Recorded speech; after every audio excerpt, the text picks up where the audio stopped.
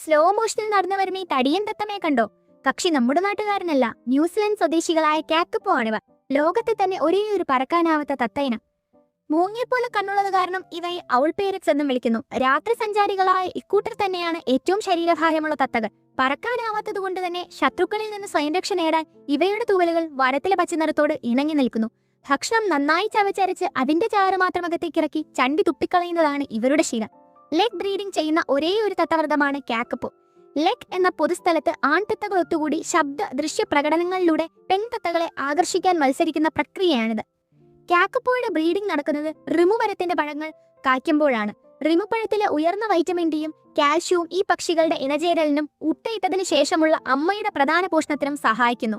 കാക്കപ്പോ കുഞ്ഞുങ്ങളുടെ ഒരേയൊരു പരിചാരകരും അമ്മ തന്നെ. ഭക്ഷണത്തിനായി റിമു പഴത്തെ പൂർണ്ണമായി ആശ്രയിക്കുന്നവരാണ് കാക്കപ്പോ കുഞ്ഞുങ്ങൾ. എങ്കിൽ ഈ വീഡിയോ എന്താണെന്ന് കമന്റ് ചെയ്യാമോ?